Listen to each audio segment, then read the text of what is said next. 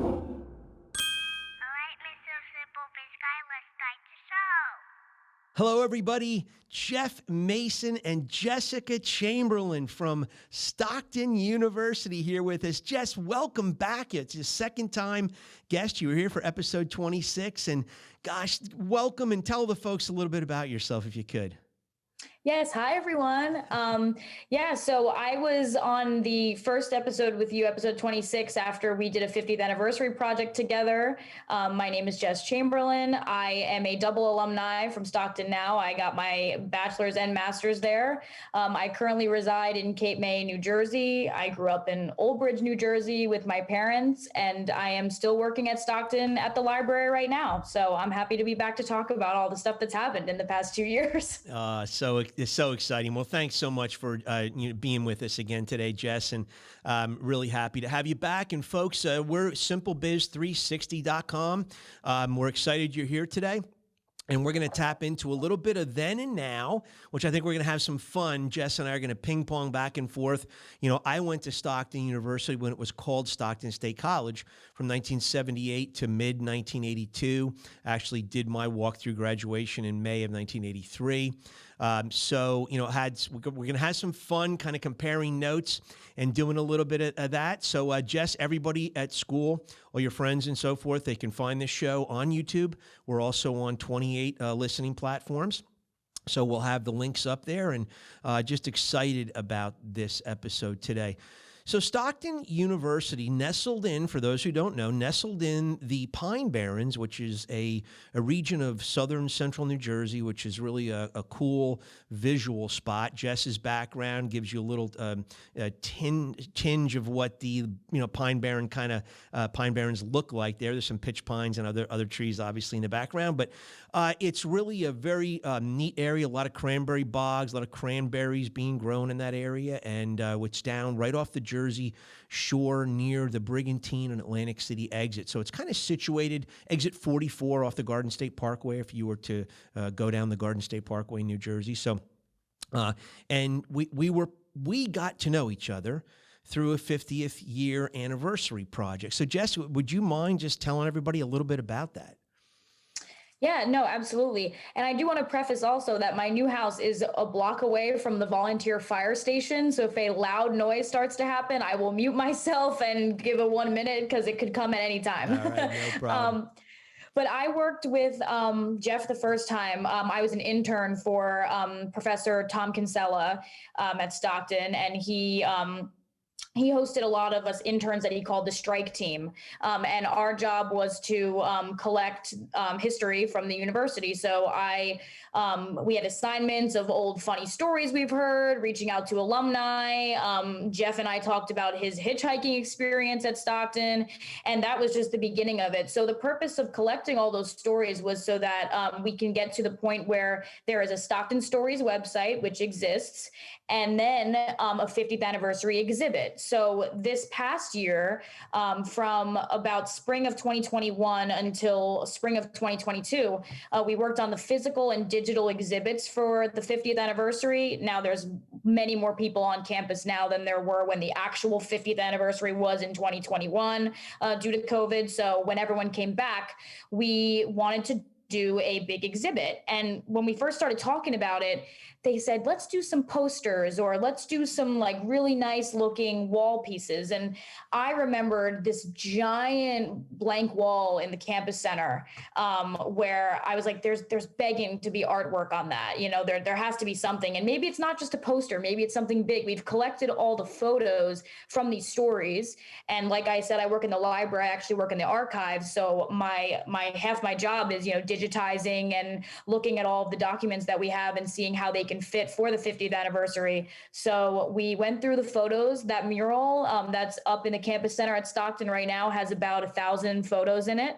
And they're all just from the different decades of Stockton, from 71 to 2021. So we collected all those, and now it's up in the campus center. And really, I got to make a speech. It was a really awesome event that we had, a little like rope cutting ceremony, if you will, about the mural and collecting the stories as an intern helped us create the exhibit, because without those stories, we wouldn't have a lot of the history to tell behind it, especially as someone who didn't experience the history themselves. Right. So it was definitely, it was a really cool outcome to that project. Well, I have to say, and I hope I speak for a lot of alumni at Stockton, that, we're so very proud of what you did and what Tom Kinsella and the strike team and the people who came on after the initial strike team and helped sew it up. Because really, yes, in 2022, it seemed like and feels like there's more of an emphasis on the celebration because of the COVID factor in 2021. So, folks, if you're an alumni out there listening to this, I really encourage you to. We'll put some links on the show notes here of some articles and things you can go to that Jessica shared. Yes, Jessica was able to write. Initially, we wrote about a hitchhiking piece because, my Stockton experience was hitchhiking was central to it. That's where I met my wife at Stockton, who I'm married to for in a couple days. It'll be, well, by the time this airs, we'll be married 39 years. So, and I met her in Brigantine, at the Brigantine Circle. I got picked up hitchhiking, and that's where I met my future wife. So we were both students there. So yeah, very special to me, obviously, and I thank you for doing that story. So it was really neat. So, again, there's so many assets. There's so much out there for any alumni.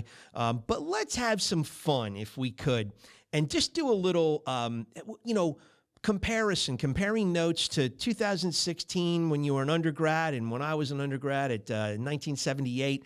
Let's compare some notes and kind of what were things like. So, one of the first things I would just love is, if you could describe what was the culture like? What was it, when you first were this starstruck freshman and you're on campus for the first, what's the culture like in 2016?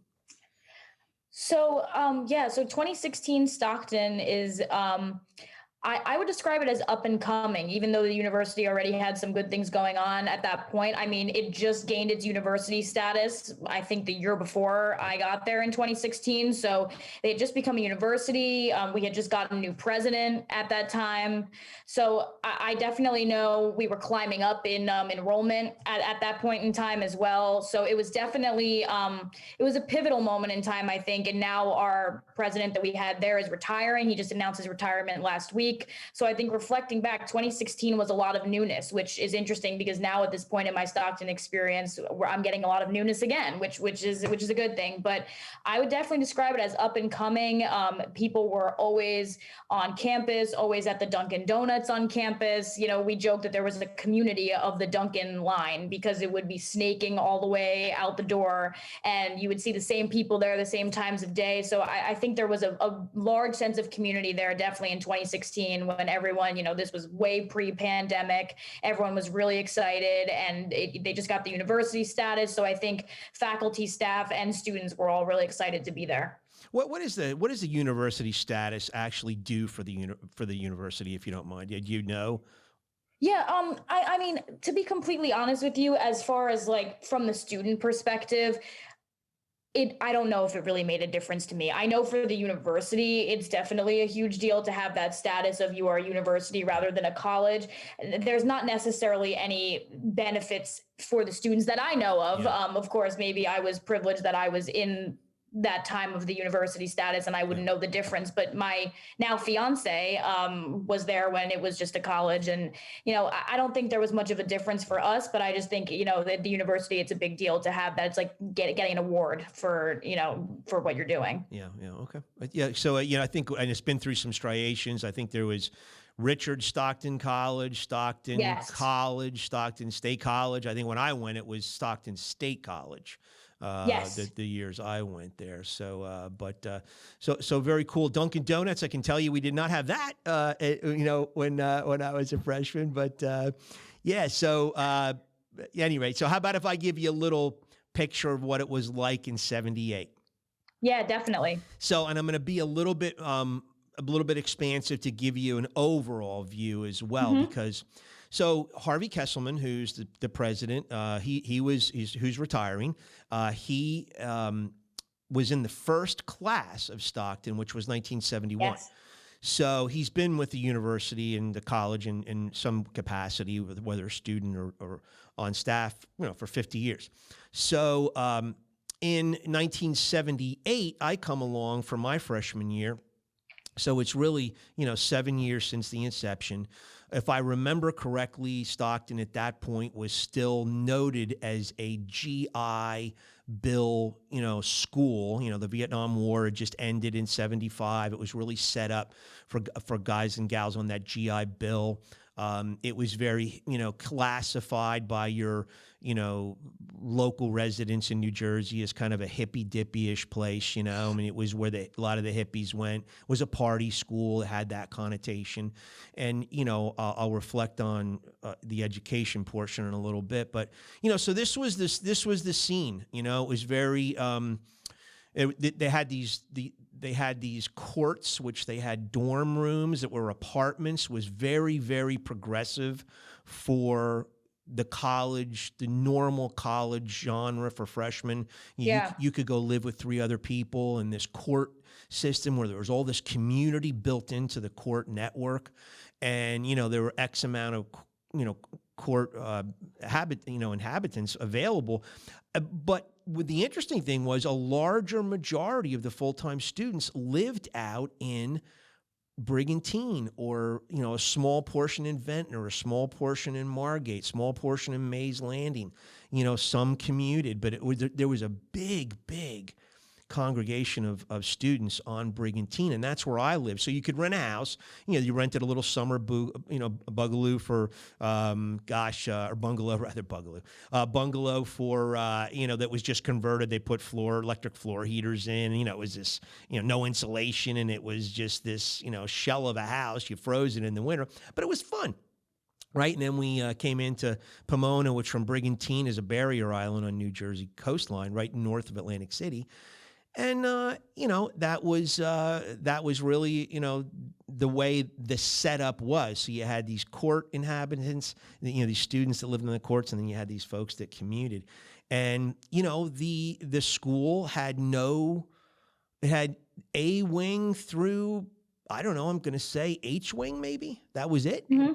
Wasn't anything more, no other dorms. It was very, 3 lakes. Very rural, very cool, in terms of the setting, just the pine barrens and stuff. And a lot of barefoot professors and, and then to complement everything, if you can imagine at that date, now in 1978, running parallel to all this, 13 miles away, we have the first casinos opening in Atlantic City, which, we didn't have a lot of Indian reservation casinos or river casinos that were out there at the time. So Atlantic City was the big rival to Las Vegas, and this was a big deal. And then we had politically, we had a pretty corrupt regime in Atlantic City running the whole city for 4 years, Mayor Mike Matthews. So it was really a wild little, collection ball of wax that was going on at that time. So here we are 3 years after the Vietnam War ended, and boom, that's where we are at that point. So what was it like? So 4 years later, what was the culture like? How did it change for you from 2016 to 2020? Yeah, and to follow up on your expansion, now we have A wing through K wing. I'm sorry, actually L wing. And then we have N wing, which is a building there too. And we have M wing. So they're separate buildings, but along the spine, which is what we call the buildings from A through L, we have all those buildings, and we have the courts are still there. And I found out, and I actually was going to ask you if you knew about this, that alumni in the summer come and stay in their old courts. Like people from your year, and they'll come and they'll stay in their old courts for the weekend. I didn't know about this until recently. I had no idea about that. Wow, that's so cool. Yeah, that's awesome. That's awesome. And to expand on in 2020, so in 2020, I graduated with my undergrad, of course, graduated at that point. When I had last spoke to you in April of 2020, we didn't know if we were going to have a graduation. We weren't sure what was going to happen. We ended up having a virtual graduation, and then they did like a very small in-person one that fall to make up for it. And at that point, I was in my graduate degree. I went right into my master's for a master's in American Studies at Stockton. Okay. And I immediately thought when I said that one of the things that makes a university versus a college is to have graduate programs. So I actually, without Stockton's university status, I wouldn't have been able to go to grad school there. So that's one of the things that helps university get its university status. I just thought of that while we were sitting here. But in 2020, we were not in person again yet. We were not back on campus until fall of 2021 was the first time that we were back in person, or at least I was back in person. I know some things like labs and certain ones that you need to have in-person contact for in order for the education to thrive were on campus. But as far as me, I was not back, and most of the people I know were not back until fall of 2021. And when we were back, it was definitely different. I mean, of course, we were all wearing masks, which, you want to do that to protect yourselves, and we all understood, and we all wanted to just be there, So I didn't care. I'll wear the mask. I'll wear whatever you want me to wear. I just wanted to be in that environment, be in a classroom, and be with the professor, and have that in-person contact. But it was a little bit different. I noticed, you weren't seeing people's smiles. I didn't realize how much of language comes from facial expressions when you're covered up like this, how much emotion you're missing from people, especially when you're in the teaching standpoint. We switched off in grad school teaching a class in this course. We would teach the lesson for the week. And when you're up at the front and looking out into the group of people and all you could see is their eyes, I started making faces with my eyebrows and eyes to give my classmates the nod, like, you're doing great, because I couldn't smile at them. So little things like that, it is upsetting, but we were just glad to be back. I mean, I know that people were afraid. People were definitely afraid to come back, and understandably so. So that was definitely hard. You're so used to when I was at Stockton for my undergrad before COVID, it was like everyone was always around each other, large groups of people, the clubs were happening, and there was a lot of activity, and the campus was very vibrant, and definitely it was a slow crawl back to where we are right now. But as far as 2020 and isolation, we were not there. And in 2021, it was a little bit hard to get back into the swing of things originally. So we definitely saw some differences like that. Professors, one of the things I love about Stockton is that you're not a number to the professors. And this is not a knock to any other schools. Big schools are great, but I personally loved being able to make a connection with my professors. Heather Perez, who's the special collections librarian at Stockton, and Tom Kinsella, who I just mentioned, they're big influences in my life. And without, being able to make that contact with them, of course, I would seek them out. I was very invested in the work that they were doing, so I went up to them. But as far as just feeling that sense of community, it's definitely hard to do that virtually. And that's one of the best parts about Stockton, is having that connection. Yeah. And that was definitely difficult in 2020. Yeah, I'd have to agree with you. Even, thank you for elaborating on that. And for your graduating class is, going to forever be linked to that sliver of students globally that, went through that awkwardness of, and especially the seniors, as you were a senior when this all happened, because, you're expecting this graduation, you're expecting this community to be heightened at that time in your college career, and it's stripped from you. And, you've gotten all these curveballs you've now got to navigate, which I also think your age group, your sliver in time age group is going to globally is going to forever, I think, be a little bit differently equipped to face life curveballs than others, because you at that young age, and not to take away from students who are freshmen, sophomore, juniors, but you you were at that age where you had your career aspirations or grad school aspirations right on the coattails. You had a summer in Right. between, and so many things are up in the air now. And this sense of community that you spoke to is just stripped away. And I agree that even in 1978, the community at Stockton was one where it was very easy to make an appointment with a professor. Professors held very, very frequent office hours. And so, you know, we were never in a large video taught, TA taught classroom environment back then. It was very small and intimate, 25, 35. And it was just very, everybody was very approachable. And you're right, that sense of community was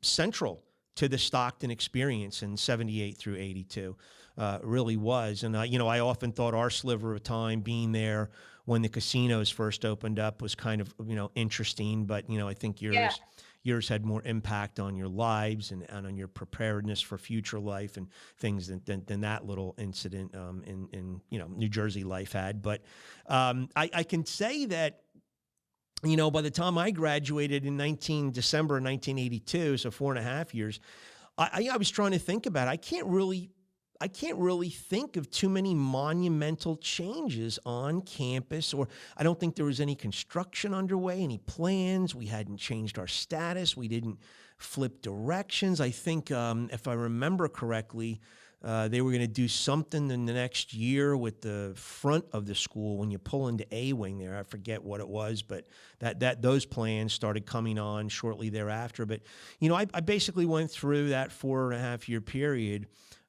where there weren't a lot of changes to speak of, which was interesting. Now, you know, the changes that you experienced, so that preparation for your grad school and going through what you did in that 2020 timeframe, was there any change in the culture at Stockton? Was there any byproduct of COVID you saw between 2021 and 2022 as you pursued your graduate degree?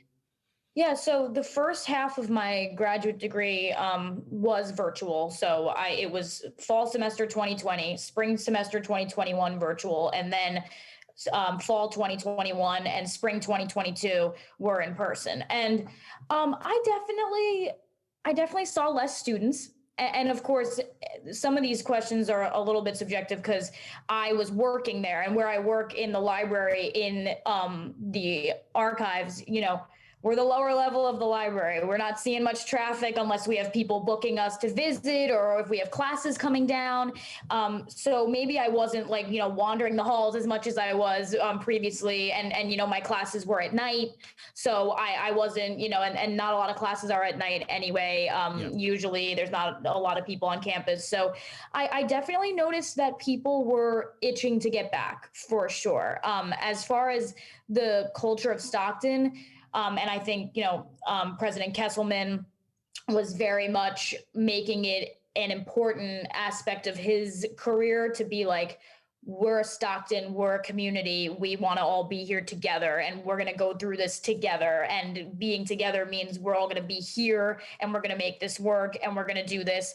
And, you know, they've had all the COVID guidelines, and, you know, we've been following those, of course, vaccinations too. You know, that's definitely something also different about, I think, and this is not just Stockton, this is everywhere, you know, a cold, you know, you get sick, everyone's going to be, you know, getting a little concerned because you're wondering what's going on in your work environment and if I'm going to get sick. So there's definitely a little bit of that, which I think just causes anxiety for everyone everywhere, not just at Stockton, but it definitely has changed the dynamic of, like, am I willing to go stop by 10 professors' offices today like I may have in the past? No, I kind of want to limit my contact to only seeing X amount of people a day. And people are slowly crawling back to being in meetings in person. I mean, something that I find so funny is that we'll have meetings where we're all at work, but we're on Zoom with each other. Like, someone's in the room next to me on Zoom with me, just to limit the contacts. That's definitely something different. And like anything, you kind of get used to it. It's just like we're doing right now. Zoom can do amazing things. I mean, we probably wouldn't be able to do this right now if it wasn't for Zoom. So Zoom has given us a lot of it. It's now an educational tool. It's a resource that a lot of us are using on campus now. So that's definitely a big change. A lot of things being being remote or digital, but we are not working remote at Stockton. We're doing in person. So I do like that. I like being able to talk to people and to socialize and to, again, community. And I'm not even a student anymore, and I still feel that sense of community amongst the employees. Yeah. There's something about the Stockton energy that makes us all feel connected. And, you know, I'm very connected to the history there from where I work. So I just feel like the changes have just been, people are a little bit more hesitant to do a lot of the things that they would have done before, mainly being, you know, walking into a meeting with a large group of people or going to that, you know, faculty brunch and stuff like that, which does stink, but I can understand it. As far as like educational changes, I feel like this year is going to be very pivotal because everyone's coming back. Our enrollment has climbed up again. A lot of people are, you know, we had a full year of kind of being in between, and now everyone seems to be ready to go and come back. So I think this upcoming semester in the fall and spring will definitely be telling as to how the atmosphere has changed. Yeah. Well, it's, you know, certainly a lot to go through, a lot of changes. You're right. It's a lot of, you know, that alienation is starting to whittle away, and the you know, the face-to-face is becoming more evident. Yeah, we see, you know, just to let you know, in the business world, you know, we still see, we saw a slow transition, some companies quicker than others, but still, there's still some companies who prefer to do things via Zoom if they could. They really don't want to put themselves in positions or limit the amount of times that you meet face-to-face. And so it's, you know, it's definitely something that we're all transitioning through, but at that, you know, at the college level, university level, yeah, you're building friendships. You know, that face-to-face is just so important. Seeing smiles, not knowing if they're smiles now once you see them in person again. You know, I know it's just got to be so weird. So, you know, did the pandemic going through what you did it change the way Stockton went about doing their business? Aside from just Zoom virtual classes, I mean, did it upset any rhythm that the university had going for itself, do you think? I definitely, I would say yes. I would say it did. I think just naturally, by having those types of things, like I was just saying, and you were just saying about how people might prefer to be virtual, and that kind of changes the dynamic of who's in the room. But as far as the rhythm of how the university flows, maybe I'm too much of an outsider, meaning like I'm not, you know, an administrator or, you know, someone of grave importance there, but I don't feel like it slowed down the flow of what we're doing. Maybe it's the mentality, like you were saying, from being a 2020 graduate, that's like, we got to keep pushing through anyway. You know, like whatever this hump is, we're going to get over it. And we have to, because there's no other way to do it other than to just keep persevering, or else we will just, you know, it'll all be not worth it. And we've been trying so hard, and, you know, Stockton was doing so well before the pandemic. So it's important for us to get back up on our feet. And I know that we had some times where things were shaky and there were some troubles. And, you know, I think higher ed was definitely in danger for a while. I think people were afraid, you know, what if students don't want to come back? What if they'll always prefer virtual? What if it will never go back to the way it was? I think a lot of those things are what kind of slowed the flow as far as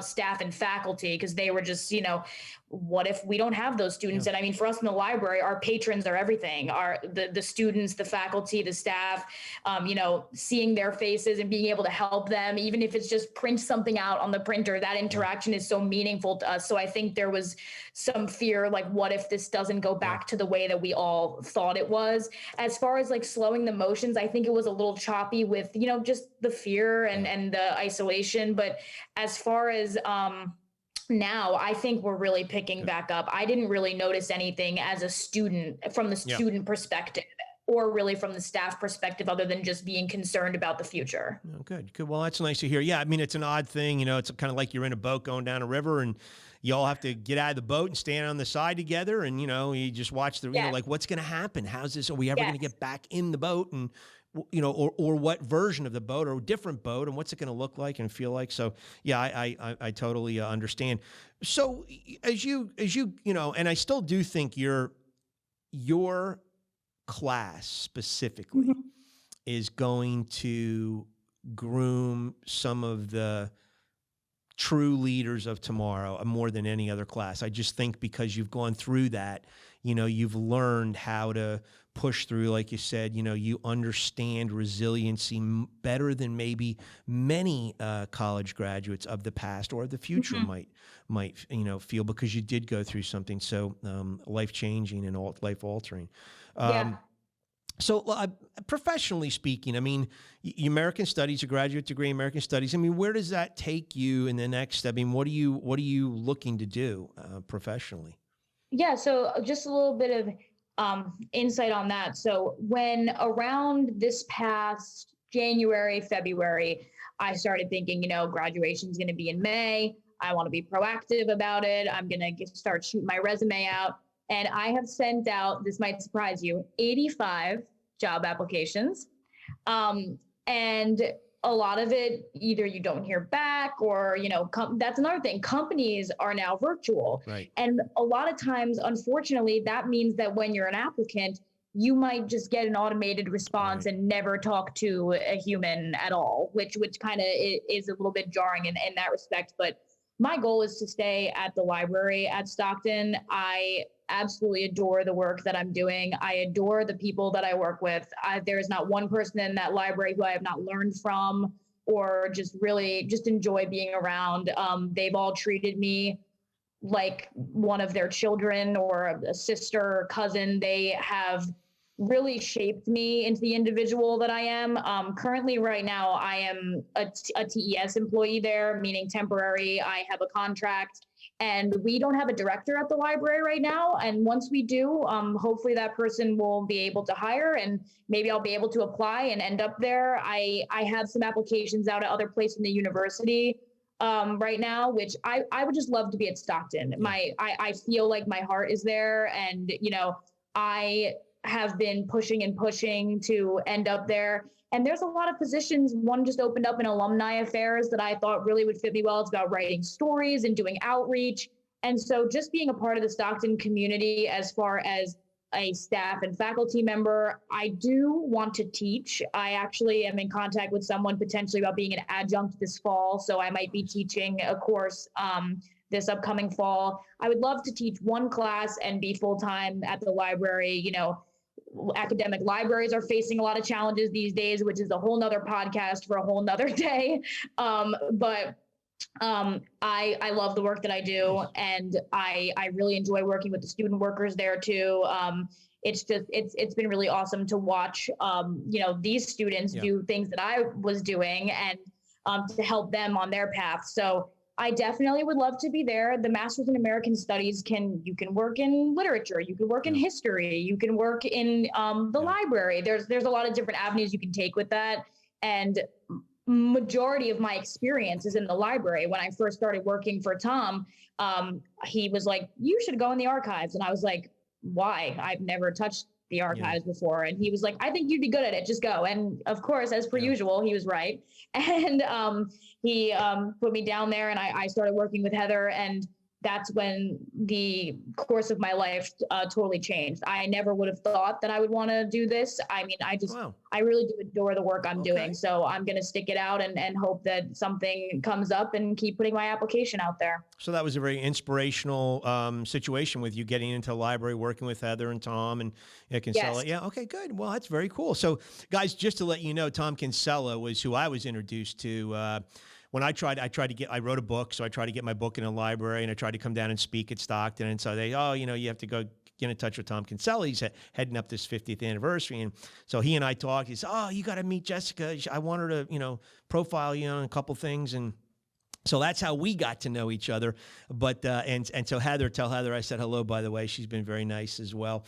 And, I got to tell you a funny Stockton library story. So shooting back to 1981, I did an independent study back then. It was for sociology. So I had to pore over microfiche for dozens and dozens of hours. Oh, yep. And I would just go into the library.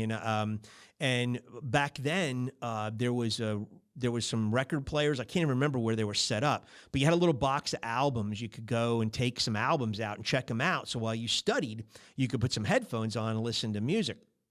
So one of the albums I loved listening to is the best of the Guess Who, a Canadian band who did American Woman back in '69. If your dad might remember that, but so that's where I got introduced to these guys, and they're one of my favorite bands to this day. And in fact, I was able to take a plane ride with Burton Cummings and Randy Bachman from that band from New York City up to Toronto one Sunday morning. So really cool. Had a chance to speak to them. But, that's where I got to know the band, was in the library pouring over microfiche, constantly putting my headphones on. I used to get upset when I went in there. I was like, boy, that Guess Who album better be there. I wasn't there.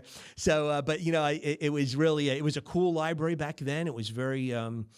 it was just, they had a nice setup and it was comfortable. And I mean, I for that study, I did, oh gosh, I don't even know, 50, 60 hours of microfiche review in there. But back then, I don't even think American Studies was a major, but so I was a sociology guy. But yeah, so, and I can't, to be honest with you, I mean, I know marine biology was a big course of study at Stockton back when I went. My wife was a geology major. And, if you got into the hard sciences, you had a specific kind of calling you were going to pursue. But so many people that I went to school with, whether we were psychology or sociology or business, none of it. I mean, so few of us knew what we were going to do after college. I went into sales after it. I had no idea.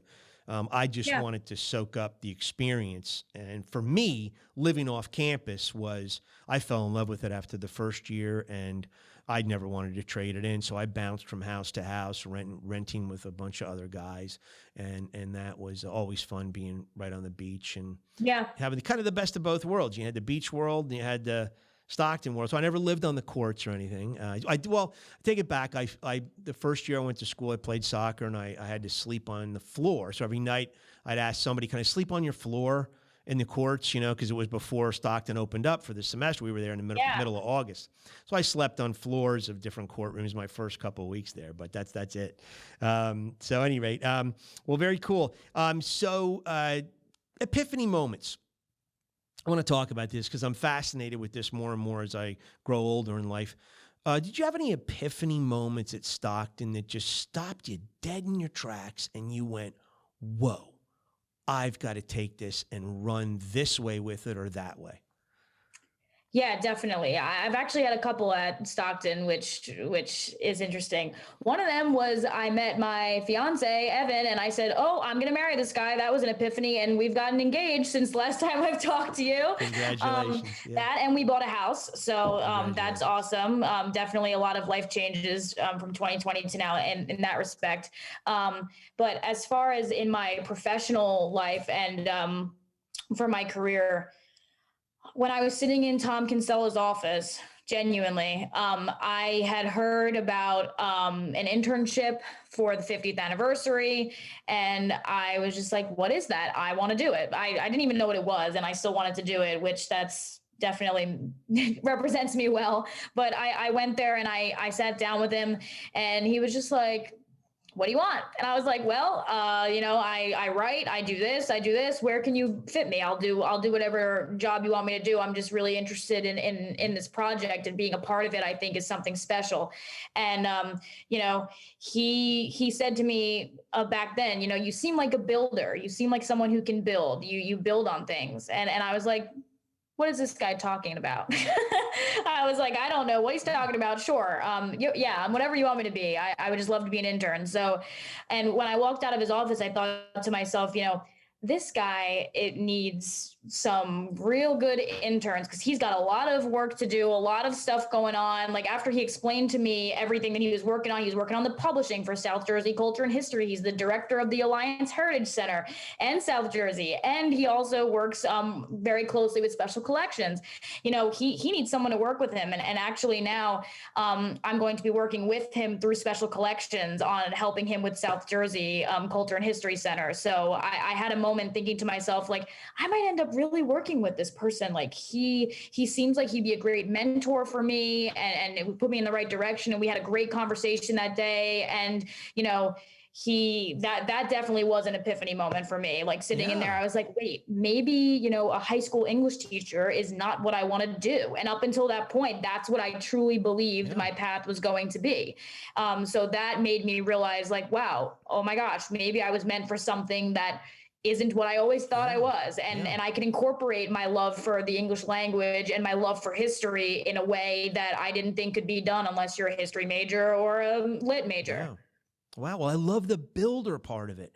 You know, you're a build. I mean, so yeah, because you know that takes a special breed. That takes somebody that takes the bare bones of what's lying around and puts all those little pieces of things together to build something out of, you know, what was just a bunch of raw materials or nothing. You know, Yeah. and so I mean, so okay, very cool. So that carried with you. Any others that you can think of that really just struck you? Yeah, I mean, recently in the library, you know, we've been having a lot of changes, and there's some librarians, Christy Goodnight, Joyce DeStasio, Eric Geithner, Heather Perez, and Louise Tillstrom, who works in special collections. All of those people have been watching me grow, and along with everyone in the library, truly everyone in this library, I can't emphasize it enough, has impacted me in some way. And recently, you know, I still, when I graduated, was thinking, oh, you know, maybe I'll be a full-time professor and get my doctorate. And then I was working in the library as a graduate student, and I guess it's important for me to include this, and I always forget about it, which I shouldn't, but in fall of 2021, going back a little bit, I was talking with Heather, and I was an intern, and I said, you know, you need a graduate student worker. Like there needs to be someone who is in grad school, who's assisting you with X, Y, and Z. And she said, we've never been given a graduate student worker before. And I said, you know, well, who do I have to talk to about that? Can it be me? And she was like, kind of looking at me like, you might be crazy, but you might actually be smart. Why don't we do something about this? So I wrote up like a mock, like Indeed job description for what this person would do in this position. And I sent it to the library director, whose name was Joe. At the time, he was the director. And I sent it to him, and weeks later he responded to me and was like, very persuasive, Jessica, I'm trying to figure out how to get you on right now. And I was completely shocked. And they always talk about how I created my own job, which is so insane to me. And that experience, immediately when I started, I was like, oh my gosh, I want to work in the library. That's it. This is what I want. Like, this is me. Like, this is who I am. And I, with all the people that I mentioned by name, they have all encouraged me. And one day we were all in a meeting, and they were talking with me about upcoming projects. And I'm very involved in outreach now. I'm on the outreach team. I'm doing their social media. And in one of those meetings, I thought to myself, like, I've never felt more like I'm where I'm supposed to be than right now as far as my career, because I always knew that my degree was very malleable. I can use it in many different ways. And I didn't realize that that was where I wanted to be until I was in the meeting with all those librarians and library staff who have influenced me, looking at me saying, you created your own job. Like, you're here. Like, this is happening. You're in the meeting with us. Like, we weren't expecting this to go this way, and we're so thrilled that it did. And just being in there with those people who are so intelligent and just great individuals made me realize, like, maybe I am like them, because you never think of yourself as I'm such an intelligent individual who's in these meetings and doing all these things. And then I was just doing it. And one day, after a couple months of doing it, I was like, oh, I've been doing this and I haven't even noticed. Yeah. So it's just like Stockton, it really like slid me into where I was supposed to be without even realizing I was doing it. And again, I mean, what great. Thank you so much for that. And again, here's the builder in Jessica, building something out of nothing. You know, you created this job description for something that wasn't there, but you put yourself in this position to make it a valuable, component of what's going on. So yeah, I mean, those are great. So I have 3 epiphanies I want to share, and it's just, and I think it's just emblematic too of a college experience in many ways, where we get to have some of these influences in life touch us in ways that we would never experience it. But my first is, I learned that a closed door is not a closed door. And I think one of the first stories that I shared with you was that, back in 1978, I applied to Stockton. I was a very bad high school student. I graduated 303 out of 330 in my class. I couldn't, Stockton was the worst of the state schools academically at that point. I mean, it was ranking lower than Montclair and, Keene College and all those others. And so here I was, they rejected me. I get this rejection letter from Stockton. So, my first epiphany is I got a buddy of mine to drive me 120 miles down to Pomona. I went into a Pomona hotel room on a Sunday night and right on Route 30 there. And I hitchhiked over to the academic or to the Office of Admissions that next day. And I held my rejection letter up and I demanded to talk to somebody. And long story short, I talked my way into one semester as a trial to see if, this person said, whoever, and we still can't figure out who exactly it was. We tried, but there was 3 people I could have met with, but so I just didn't write all this stuff down at the time. I didn't think it was important, but here I was, and they said, what, your fortitude in doing this, you saw this closed door, but you want to pry it open and you want to try this. So let's get you to try it. So that was the first. The second was I wrote a paper in sociology on simplicity. And I remember the professor, I can't remember her name, but she pulled me after class in the hallway and pulled me aside and said, hey, this paper is phenomenal. Why don't you get it published? I'd like you to pursue getting it published through a Rutgers, medium. And I just said, no, I'm not interested in that. But I resonated with me for years that this, and, my company's name right now is SimpleBiz360. So this simplicity love affair I had with breaking things down, going back down to the roots, even began there. And it was an epiphany moment for me because it told me I was on to something, and then the other was just like you had with Tom. I was in an office with Martin Needleman. Martin Needleman was the professor I did. He went on to, he went over to Pennsylvania after he left Stockton and I believe went on staff in Pennsylvania for a while to another college. So he left the college, but he was talking. I did a study. It was foreign to him.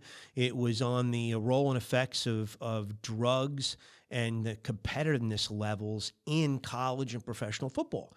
So he was like, hey, I'd never seen anything like this. And I was really arguing that, there was there was a lot of steroid and drug usage in those 2 venues at that point, and had all these facts to back it up. And he said, you know what? He goes, Jeff, I can tell you right now, and take this for what it's worth, but you're a diamond in the rough.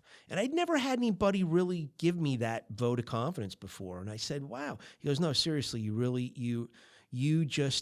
really have something to give. You just need to polish it and keep polishing it. But there's something in you that's very, and it's propelled me to this day. I mean, it honestly has. And, it's kind of cool, to be able to draw on that from your collegiate experience. Yeah.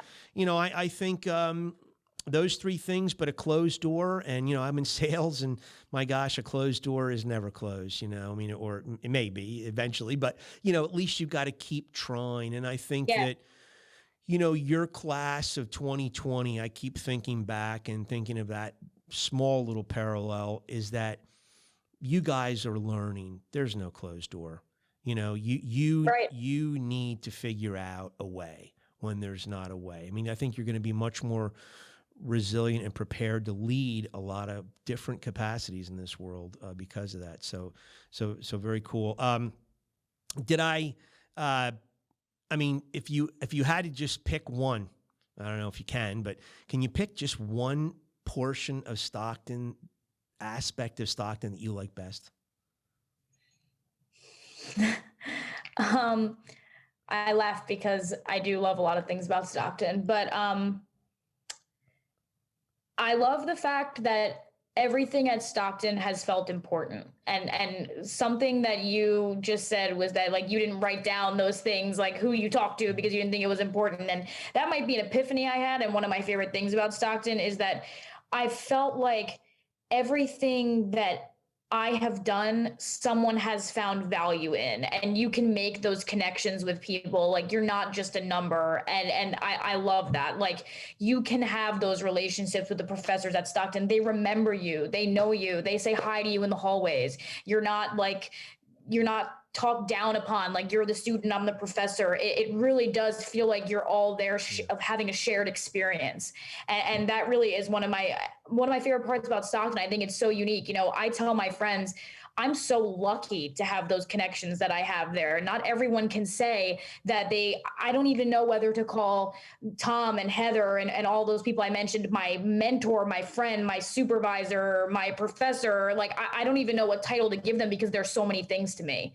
And that's so unique. And I think that's really, that's embedded in Stockton's culture. That's not every student, none of my friends are talking to their professors, whether they work in academia or not. None of them are emailing people. It's really all my Stockton friends are the ones that are doing it. People who went to other universities are like, I was one of 300 in that room. My professor wouldn't know me if he tripped over me somewhere, or if she ran into me at the food store. They wouldn't know or remember the work I did. I saw people that walk up to me and say, that paper you wrote, I remember it. Like, I think about it sometimes. Have you elaborated on that ever? Have you thought about revisiting it? Like, and having those experiences is so unique. And I think it's so important about Stockton. They really do make you feel like the work you do is important and valuable.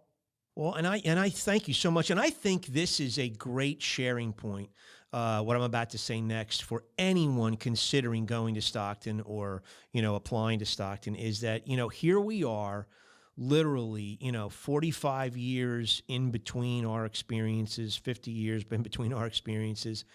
And what I can say is still common. A common thread at Stockton is that you do feel like a cared for person, and you are not a number. And if I had any best recollection or best memory, aside from the greatest 5 years of my life, I mean, I really did. I mean, so many of us look back on it and just go, wow, that was so cool. We loved every minute of it, But it's that I had a faculty that was willing to invest in me.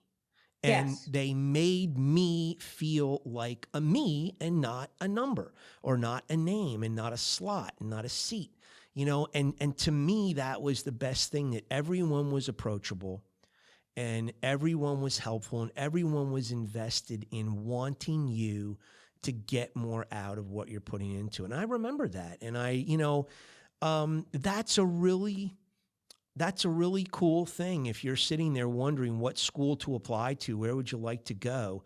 You're going to get that out of Stockton, today, the same way you did back then. And I think I shared in our first podcast together, I was a recruiter, got to go to 39 different universities and colleges and interview students there. And I'll just never forget, and never will forget, this gentleman from University of Pennsylvania seeing me at the train station, 30th Street Station in Philly, after I'd spent a day interviewing down there. And he said, hey, can we grab a beer together? I want to talk to you. And so we talked, and he just said then, the experience you're getting out of the fact that you're not being led by a video teaching with 750 people in the other room, although Right. I'm experiencing people from different walks of life in different countries, and you're more different counties of New Jersey, you're getting 35 people in a classroom. You're getting to talk to professors during office hours. You're getting so much tender, loving care out of that experience. You don't have the competition we do maybe to get into Wharton Business School, 700 people looking for 70 slots or whatever the math is. But, I just never forget that. That really stuck with me. And I thought, wow, people going to Stockton, people applying, people wondering where to go should really know that about the university, that's intrinsic to the model. Yeah, absolutely. Absolutely. And I've been saying recently, I've been asked some questions in meetings and stuff. since I am on the younger side of the group, I have one student worker that I'm very close with, Sarah Hanlon, and we're she's still a student, but I just graduated, and we're saying, how can we keep that, what you just said, alive? And one of the things that I think we need to do going forward, and that we are going to do, is meeting the students where they are. Yeah. Where are the students right now? They're on social media. They're on their phones. They might not be answering emails. They might not be knocking on doors because of things like COVID. So meeting them where they are via social media, and we have a library TikTok account, and we've actually gotten so much engagement from it. One of our videos got 250,000 views, and we're meeting the students where they are. That's where they are. These generations are coming in. They're jaded from this COVID experience. They don't know what to expect of college. Maybe their older sister or brother didn't even go because they didn't want to after COVID. I mean, my sister was a freshman going into college when I was a senior. She never went. She's been virtual this whole time because she was like, why do I even need to bother if this campus doesn't even let me live there? What am I going to pay the money for? And conversations like that are happening all around us in academia. So how do we keep this alive, and how do we keep the connectivity alive, and making people feel like they're important, and making people feel like the moves they make matter and that we're invested in them? And really, we've been using social media to do a lot of that recently. And while we love the face-to-face contact, and while that's important, there is a little bit of give and take that we have to endure, and making sure that we're staying on top of everybody in a way that speaks to them as well as it would speak to us. Yeah. Wow. Well, very, very, very well said. Yeah. You've got to meet them where they are. And but really that's a message loud and clear. I hope any listener or future listener of this show would get that, it's really it's a place where you really feel like you're being handled, personally in a way that you can get more out of what you're putting into your education. And so I just think that's really cool. What do you think is the most underappreciated aspect of Stockton that you'd like to tell people? Yeah. And I mean, I don't want to put too much emphasis on the connections and the not being a number thing. That definitely is something that I don't think people realize is so good, because when you only go to Stockton and you have that experience, it's not until you connect with someone who went to a bigger school that you realize, like, wow, that's important. That's really, that's a great thing. And one thing that I think is underappreciated is the preceptors. I will say that. So at Stockton, we have something called a preceptor, and you are, as the student, are the preceptee, and it's an assigned faculty member from the department in which you are a student of. So I was an arts and humanities student for literature. So they assigned someone from the literature department to be, it's like an advisor, or like an academic advisor, but just for helping you pick your classes, and, letting you know, like, with your skills, maybe you should take this. And Stockton has a broad amount of classes you can take that are required, and then ones that are electives. So helping you choose electives based on, your experience and your skills and what is important to you, and maybe some side things you're interested in, you can wiggle in a minor, and they help you really organize yourself.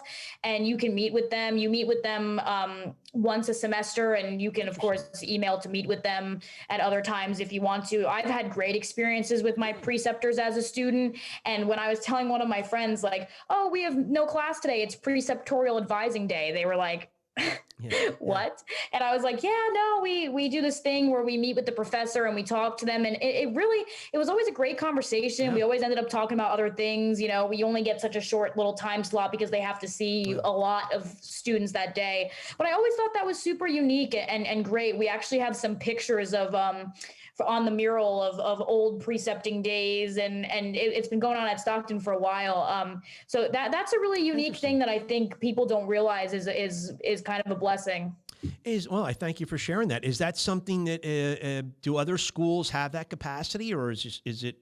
I'm sure they do, but I mean, how much? So I think they do. They might just call it academic advising. And Stockton does have an academic advising department, but they're not necessarily doing the same things that the preceptors are doing. They're doing a lot of, to my understanding, a lot more of the back end stuff and helping them with their degrees and stuff like that. But the preceptors are really sitting down with you and saying, okay, Jessica, so you've already taken X, Y, and Z requirements. Here's what I think you should take next. This class is only offered in the fall. And since the next semester is the spring, you can wait. You don't have to take that now.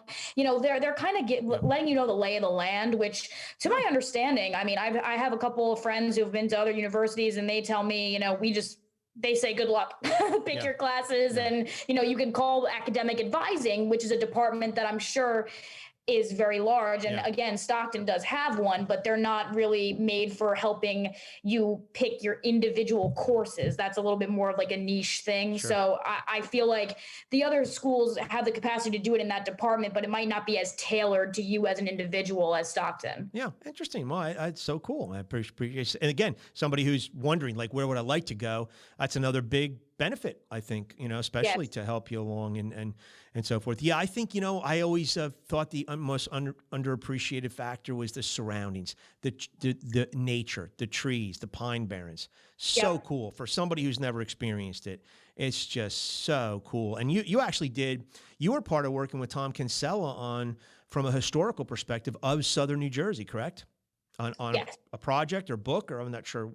Yep. So he releases through the South Jersey Culture and History Center, Sojourn, the South Jersey Journal, and he collects history. I worked with him. I did a piece on the Cedar Bridge Tavern, which is down here in South Jersey. There's a lot of different places that he uses. There's different themes on each of the editions of the Sojourn. So that's released. That's like out on Amazon and on the website. And he's very, he's involved in a lot. That's why I said this man needs an assistant. He, with the South Jersey history, one of my coworkers, her family is a huge part of the blueberry history in Hamilton, two of my coworkers actually. And so there's a lot of the South Jersey history that we've been collecting too. And actually the special collections that I handle downstairs, it's special collections and archives. All of our special collections are South Jersey history. Interesting. So we interact with that a lot. So and Tom definitely with the Sojourn is tracking a lot of that, and he has new stories. People will write to him and say, have you ever heard of this? And then it'll just go from there. So he definitely picks up on a lot of that, and it's cool to see that all come into light in the Sojourns and the other projects that he's working on. And I'm going to be helping him actually with some outreach and social media for South Jersey to get that a little bit more up and coming so people could see these cool stories. Yeah, one of my most fond memories was to walk from the university over to Port Republic, which is a little, Revolutionary War type of a town, if I remember correctly. But my buddy had an apartment there, and we got stuck in a snowstorm, so I had to stay over that night. There's no way to get out. I couldn't, hitchhike on the Parkway to get out of there. So I stayed there, and it was so cool that the history there in this little spit of a cool town, was just so big. The history was so big and the town so little. And people don't realize, how much that neck of the woods in Southern New Jersey has to offer. But you're right. Blueberries, man, cranberries, eggplant, Garden State, right? So, it's big. Corn, we miss the corn and we miss those beefsteak tomatoes. Oh my goodness. I'm in St. Louis now. Yeah. And we don't get those beefsteak tomatoes that often, which we do miss. So if just play along here with me if you could. So if if Stockton University was a chapter in your life's book, and you're now, as a writer, because you are a writer, as you're summing up the last paragraph of your academic chapter, not your working chapter, but what would that paragraph read like? I was going to say, if we're asking about my entire Stockton experience, the rest is still unwritten as far as that's concerned. But of my academic career, I think it would read something along the lines of, she did a lot of things that she didn't believe that she could. And, with the support of my parents, my future in-laws, my wonderful fiance, and all of the individuals at Stockton, I ended with a 4.0 for grad school, which is something I never thought I would do in my life. I never thought I would have a 4.0. I was always a good student, but that doesn't always mean you get an A. Right. You know, so I couldn't believe that. And I really think it would end something as in, you know, me being a part of Stockton's history is something that I will always cherish as a student, from that perspective.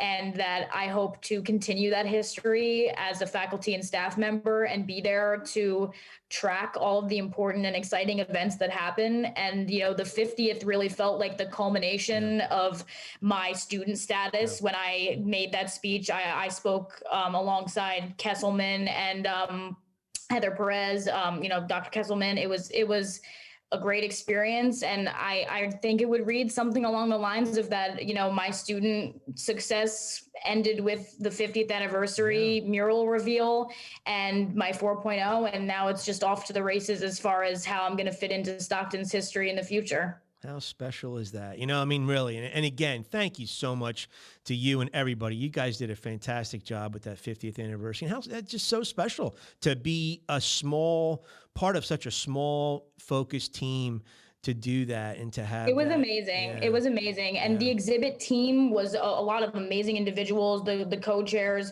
were, you know, Heather was a co-chair and I was able to do that as a grad student and just continued doing that while I was working there. And we picked those photos very diligently. We wanted to make sure that even if you couldn't find yourself in the mural, you found something that represented you or your Stockton experience there, whether it's a court you lived in or a professor you talked to or a club you were in or a building you loved, just something that spoke to everybody. And I really do feel like we did that. We worked really hard to make sure that everyone felt represented. And I do believe that we did that. It's so cool to see people on campus because it's still up and it's going to be up for a couple of years, walking by and pointing at it like, oh, that's so-and-so, or that's me, or I love that picture. And it's really become a talking piece for everyone. So to know that I was a part of that is really important to me. Yeah, well, so cool. So, and that the mural, wait till you guys go in the show notes and see some of this. The mural is fantastic, and the osprey. And how is the osprey population doing down there, by the way? Is it still thriving in Southern New Jersey? I believe it's still thriving. I know my grandparents have an osprey cam on their computer where they look at the ospreys in their nests and stuff like that. So, I mean, I haven't heard anything about it not. So I don't want to be uneducated on that, but I think we're still doing good. Beautiful bird. Yeah, we go down to the Destin area, Florida, and some of the sand dune areas there in between Fort Walton Beach and Destin. You can see the osprey nests on top of the telephone poles, you know, there. So they've got a small osprey community. It's cool when you see one of those take flight. They're a big bird, but certainly remember those in Jersey that way too. Yeah, very, very cool. So the last chapter, the last paragraph of the book. Okay, what's the book titled?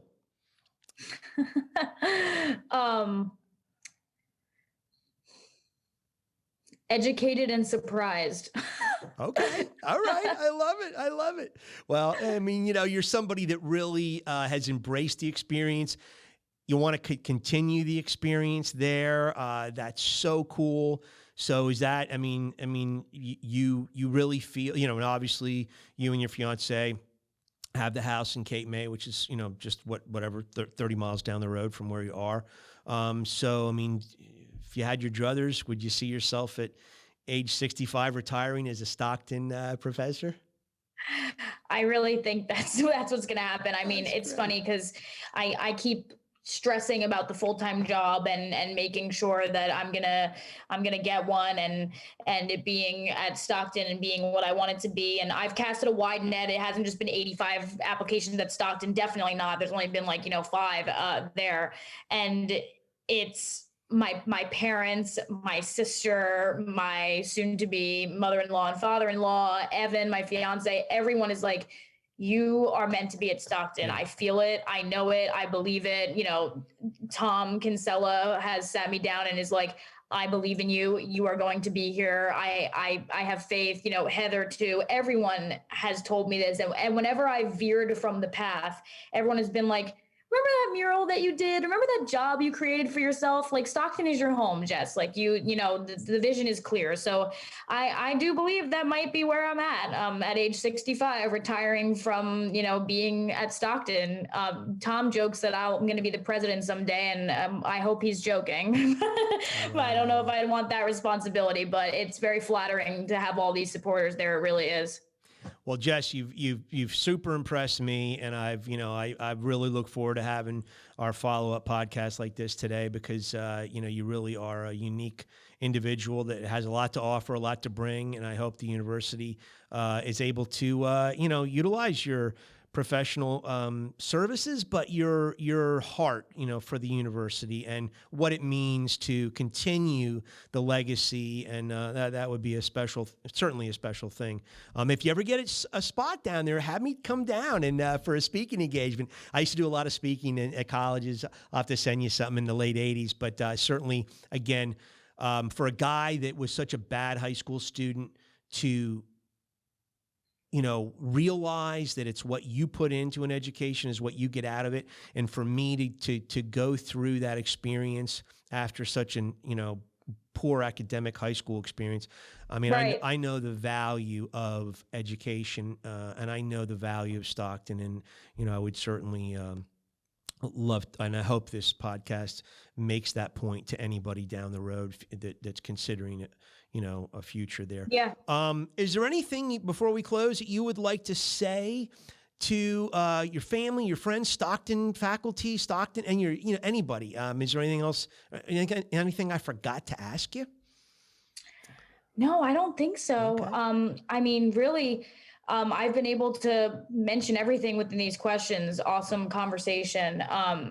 But I guess just thank you to everyone who I've, mentioned by name or by association today, just especially Evan and my parents and my in-laws who, no matter what story I came home with about how I thought I wasn't going to get the 4.0 or how I thought I wasn't going to be able to be there or they wouldn't accept the job that I wrote up. And, I've been told by all of them to stay the course and that I was going to be able to do it because they had the utmost faith in me. My parents have supported me since the day I walked through the doors at Stockton. When I went for my visit, they were like, you're going to go here.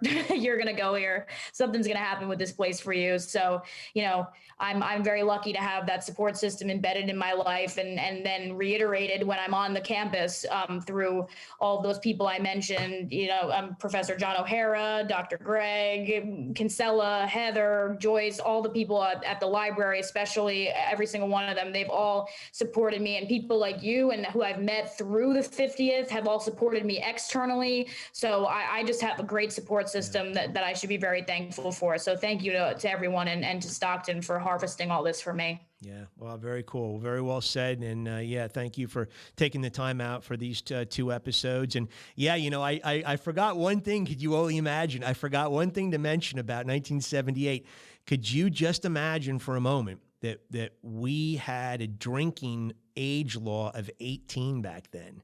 Could you? Yes. And you know what? I was just talking about this yesterday on campus because I've been doing research on the bars that used to be on campus. Mm-hmm. Sea-Wing Pub. Sea-Wing Pub was huge. Yes. And then there was something called the Rathskeller. Yep. There too, which was another bar name. There's so many interesting intricacies from back then that aren't there now. There used to be an ice cream shop on campus. So the drinking age change really did change campus culture. I'm sure from then to now too, because now there's dry sides of campus and stuff like that. So it's interesting. I hear people saying that they had drinks with their professors in between classes at the bars and stuff on campus back then. Well, I've got a couple other, we had quarter kegs rolled in at the end of a final on December 22nd, before we all went home. And that was a little unusual. You're sitting there in the bathroom after, and people are puking and you're like, wow, this is after my final, So, I mean, it's, life, it's way different when you have a different age like that. But, I just want to make sure the grandparents and out there that remember the connotations of Stockton from the 70s, I mean, it's a far cry from that now. now. And it was a far cry from it even back then, because again, it was what you put into it is what you got out of it. And plenty of people I went to college with in those years were very serious about their studies and came out of there with some phenomenal bedrock to professional life. Yeah. So I have a question for you before we go. Do you remember something called the Pine Tree Co-op? No, I don't. So it was apparently a food co-op in cabins outside across Lake Fred. And I was working for the 50th and I found an alumni page on Facebook. So I messaged them saying who I was and asking if anyone had any photos they wanted to share for the mural. And I got a response from this guy.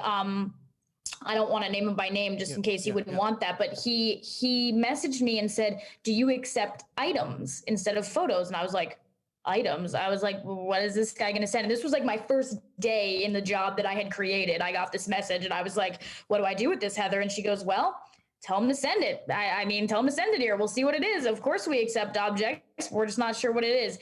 And he actually had this sign, which is a wooden pine tree that had it etched in. It has a little door that you stick a key in for open and closed for the co-op. He had the exact sign that we had seen in photos, but never seen in person, and sent it in. And we opened it up and there it was, this sign that we had been staring at in photos for the mural all this time from the cabins. And he said, yeah, the cabins were being taken down and I worked in, facilities at the time, or I was a student worker and I was nearby and they said, hey, take it. I'm not sure about the story, but he sent it back to where it was supposed to be for the 50th. And now it resides in the archives downstairs with me and Heather and everybody down there. So that's a really cool thing that happened to me while I was there. Wow. I can't recall it. I mean, it might ring a distant, bell verbally, but I don't recall ever hearing about it or engaging in it or knowing anybody that did. But yeah, I'll tell you back then, and I do have to say this, and I know you guys had the Spring Bash this year, but the Spring Bash in the late 70s and 80s, it was legendary in the tri-state area. I mean, we would have friends from far and wide, colleges all over. I mean, our houses would be full of people that May because people would come from every corner to go to that. That was a party. Like no other. I bet. Like no other. I mean, 3 days of a party, 4 days. I mean, it was crazy, but it was something that everybody looked forward to, all year long, and it was a big deal. Yeah, and we don't really have the Spring Bash anymore, actually. It's Wood Stockton now, where we have a concert where a celebrity comes. My year, Kesha was there, and, we have singers coming. But this weekend, I do want to shout out, because this is something, of course, you're not around this area, but they're doing Fred Fest this Saturday at Lake Fred. It's like the final Stockton 50th event. Nice. And it's a free event where people go and talk about stories of Lake Fred. And there's still a little bit of a tiff about who named it, who it's named after, and why. That has never been settled. I think it's just gonna be one of those things. There's gonna be live music and a bouncy house, and they're doing this whole thing. Tom Kinsella and Dr. Kesselman are gonna do a little rope cutting with Lake Fred event and tell some cool stories about the past. There's a lot of alumni going, so I think there'll be a lot of cool stories from that. And I guess one more shout out to make is that the archives and special collections are always, we're always interested. If you have something from your Stockton history that you wrote down that you think is insignificant, it might be very significant to us. It might be the piece of a puzzle that you don't know we were trying to solve. So, you or anybody who's listening to this, even if it's not Stockton, think about your alma maters and think about something that you might have, even if it's an old folder. That could be so valuable to us now. Everything is important. Well, how about through our work on putting that 50th anniversary hitchhiking article together, which is posted my article that Jess wrote and co-wrote is posted on the 50th website. But, we uncovered the notebooks, right? So that was something you guys hadn't seen. So back then in the 70s, you would go into the bookstore and you would buy a spiral notebook, and it would have four, the front cover, the inside front cover, the back cover, and inside back. And you would have SSC written on a white, so it's a white background, SSC. You had VENT, you had AC, and you had Brig. And you could just go on to, I don't know the name of the College Boulevard there, right outside from the parking lot. King Ferris Drive. Okay. So you would just go there, Take your notebook. Hey, I'm going to Brig, B-R-I-G. I'm going to AC, Atlantic City. I'm going to Ventnor, and you put it out there, and anybody going that way, hey, I'll stop by and pick you up. So, yeah, it's huge. So with those pictures of those notebooks, luckily my old roommate, he said, hey, I had my wife go up in the attic a couple weeks ago. He lives in Pleasantville area. He said, yeah, I had her go up in the attic, and she found some of my old notebooks.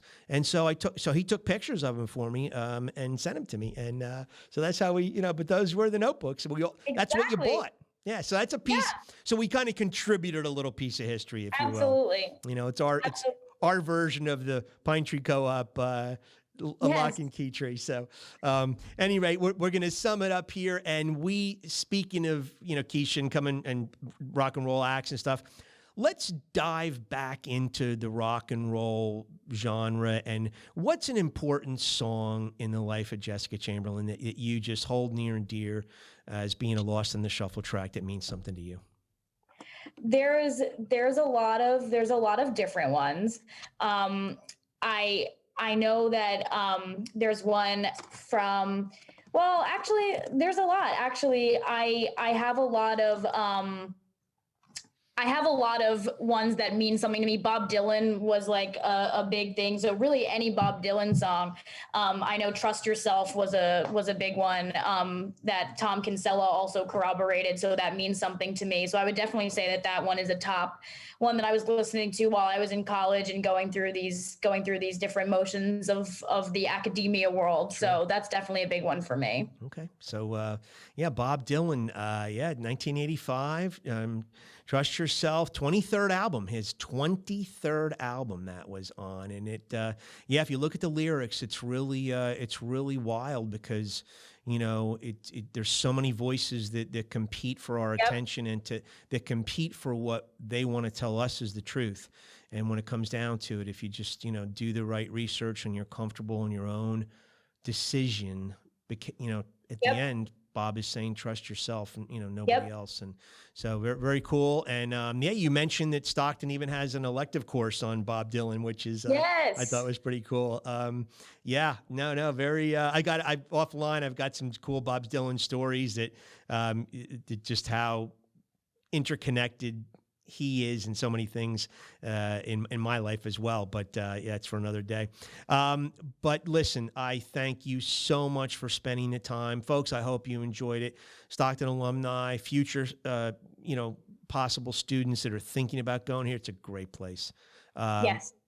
President Kesselman, wish you all the best in your retirement. Thank you so much for all you did. And Tom Kinsella, I just want to say thank you. Heather Perez, thanks for putting my book in the library. Got a couple books in the library, so I'm kind of cool. That's kind of cool. Listen, thank you so much, Jess. Say hello to your mom, dad, your sister, Evan, and we just really appreciate you coming by. We'd love to have you on in a couple years, talk about the next step and what's going on. But thank you from the bottom of my heart for spending the time and for elaborating and being so articulate about it too. So thank you. Thank you for having me back. It's been awesome to talk about all this, and hopefully I'll have some awesome stories in another 2-year review to discuss with you again. Absolutely. Well, again, thank you so much. And folks, we will see you in 168 hours next week. Thank you so much. Take care, Jessica. Thank you.